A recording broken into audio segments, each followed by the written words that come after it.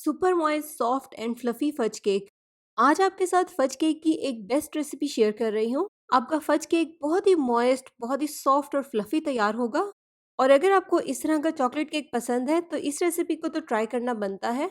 बहुत आसान रेसिपी है। इसको बनाने के लिए ना तो हमें इलेक्ट्रिक बीटर की ज़रूरत है, और अगर आपके पास अवन नहीं है तो आप इसको अवन के बिना पतीले में भी इजीली बेक कर सकते हैं। अस्सलाम वालेकुम, मैं हूँ Sadia Uzair. Welcome back to Sadia Uzair's kitchen. चलिए स्टार्ट करेंगे रेसिपी।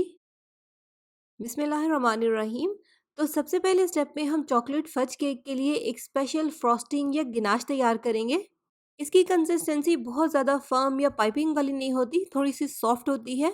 तो यहाँ पर हम डायरेक्ट ही एक कुकिंग पैन में डाल देंगे 150 ग्राम मिल्क चॉकलेट। चॉकलेट अगर बड़े बड़े पीसेस में हो तो फिर आप इसको तोड़कर डालें ताकि इजीली मिक्स हो जाए। साथ ही इसमें शामिल कर देंगे 50 ग्राम मक्खन, 50 ग्राम चीनी, रेगुलर दानेदार चीनी है, 1/4 चाय का चम्मच नमक, 1 चाय का चम्मच इंस्टेंट कॉफ़ी और 100 ml व्हिपिंग क्रीम।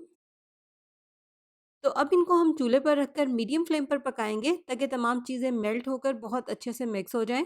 लेकिन अगर आप चाहें तो इनको मेल्ट करके मिक्स करने के लिए माइक्रोवेव का इस्तेमाल भी कर सकते हैं। ये देखें, सारी चीज़ें मेल्ट होकर कितने अच्छे से मिक्स हो गई हैं और ये मिक्सचर पकने लग गया है। लेकिन इसको हमें बिल्कुल भी पकाना नहीं है, बस मेल्ट करके मिक्स ही करना है। फ्लेम को ऑफ करेंगे और ठंडा करने के लिए इसको किसी दूसरे बर्तन में निकाल लेंगे। तो बस अब इसको रूम टेम्परेचर पर ठंडा होने देंगे। जब ये रूम टेम्परेचर पर अच्छे से ठंडा हो जाएगा तो फिर इसको ऊपर से प्लास्टिक रैप से कवर करेंगे और कवर करके फ्रिज में रख देंगे। और अब हम नेक्स्ट चॉकलेट फज केक का बैटर तैयार करेंगे। सबसे पहले कुछ ड्राई इंग्रेडिएंट्स को छानकर मिक्स कर लेंगे। तो इस तरह से बाउल के ऊपर स्टेनर रखेंगे और इसमें शामिल करेंगे 1.5 कप मैदा। तमाम चीज़ों की मेजरमेंट्स के लिए यहाँ पर मैंने मेजरिंग कप्स और मेजरिंग स्पून्स का इस्तेमाल किया है, और मेजरिंग कप का साइज़ 150 ml है। 1/4 कप जाएगा इसमें कोको पाउडर, 1 चाय का चम्मच बेकिंग पाउडर, आधा चाय का चम्मच बेकिंग सोडा, 1/4 टीस्पून चौथाई चाय का चम्मच नमक, और इन तमाम चीज़ों को छान लेंगे। तो छानने के बाद तमाम चीज़ें देखिए बहुत अच्छे से मिक्स हो गई हैं। इनको अब हम एक साइड पे रख देंगे और अगले स्टेप की तरफ चलेंगे। नेक्स्ट अब हम एक हीट प्रूफ बाउल में डालेंगे 125 ग्राम मिल्क चॉकलेट, 150 ग्राम मक्खन, आधा cup full fat milk, 1/4 cup चीनी, 1 कप ब्राउन शुगर। आप इसमें सिर्फ ब्राउन शुगर या फिर सिर्फ वाइट शुगर भी ऐड कर सकते हैं। 1 चाय का चम्मच इंस्टेंट कॉफ़ी। अब इन तमाम चीज़ों को हमें मेल्ट करके बहुत अच्छे से मिक्स करना है। आप चाहें तो इनको चूल्हे पर भी मेल्ट कर सकते हैं या फिर माइक्रोवेव में भी। मैंने यहाँ पर इनको माइक्रोवेव में मेल्ट किया है। अब ये मिक्सचर क्योंकि थोड़ा-सा गर्म है, इसलिए हम फ़ौरन से इससे केक बैटर तैयार नहीं करेंगे। पहले इसको रूम टेम्परेचर पर रखकर अच्छे से ठंडा करेंगे और फिर उसके बाद इससे केक बैटर तैयार करेंगे। तो जब ये मिक्सचर अच्छे से रूम टेम्परेचर पर ठंडा हो जाएगा तो फिर इसमें हम शामिल करेंगे 2 अंडे, और अब एक हैंड विस्क की मदद से इन अंडों को मिक्सचर में बहुत अच्छे से मिक्स करेंगे। गरम मिक्सचर में इनको बिल्कुल भी मिक्स मत कीजिएगा, वरना आपका सारा मिक्सचर ख़राब हो जाएगा।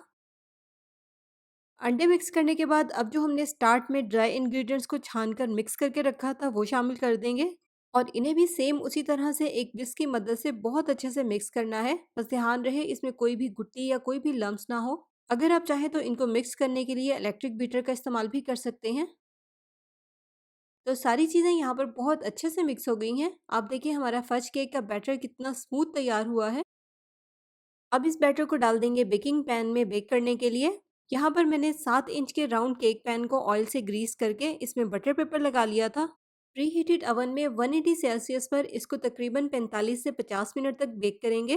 लेकिन अवन में से निकालने से पहले वुडन स्टिक या साफ नाइफ को इंसर्ट करके ज़रूर चेक कर लें कि केक अच्छे से बेक हो गया है या नहीं। अगर आपके पास अवन नहीं है तो आप इसे पतीले में भी बेक कर सकते हैं। और यहाँ पर हमारी फ्रॉस्टिंग भी फ्रिज में रखकर आप देखें थोड़ी सी सख्त हो गई है। अगर आप इसको गरम गरम केक पर लगा देंगे तो जाहिर है फ्रॉस्टिंग थोड़ी सी मेल्ट हो जाएगी, और वो मेल्ट हुई हुई सिरप टाइप फ्रॉस्टिंग गरम गरम केक के साथ भी बहुत अच्छी लगती है। या फिर आप केक और फ्रॉस्टिंग दोनों को फ्रिज में रखकर अच्छे से ठंडा कर लें। उस तरह से केक और फ्रॉस्टिंग दोनों ही थोड़े थोड़े से फर्म या सख्त हो जाते हैं। तो जिस तरह भी आपको पसंद हो। मैंने यहाँ पर इन दोनों को फ्रिज में रखकर पहले अच्छे से ठंडा कर लिया था। इसी वजह से फ्रॉस्टिंग की एक बहुत अच्छी सी कोटिंग केक के ऊपर हो गई है। और अब ये जो चम्मच से हम डिज़ाइन केक के ऊपर बना रहे हैं, ये भी इसी वजह से बन रहा है क्योंकि फ्रॉस्टिंग बहुत अच्छी-सी ठंडी है। तो जिस तरह भी आपको पसंद हो, आप उसी तरह से फूड को एन्जॉय करें। तो इसी पॉइंट पर आप मेरी इस वीडियो को लाइक भी ज़रूर कर दीजिएगा, अपनी फैमिली और फ्रेंड्स में इस वीडियो को शेयर भी कीजिएगा। और अगर आपको मेरी ये रेसिपी पसंद आई हो या आप इसको ट्राई करें, तो फीडबैक कमेंट सेक्शन में ज़रूर दीजिएगा। चैनल पर नए हैं तो सब्सक्राइब करके नोटिफिकेशन ज़रूर ऑन कीजिएगा ताकि आपसे मेरी नई आने वाली कोई भी रेसिपी वीडियो मिस ना हो। अपना बहुत सा ख्याल रखिएगा, दुआओं में याद रखिएगा। Thank you for watching. अल्लाह हाफिज़।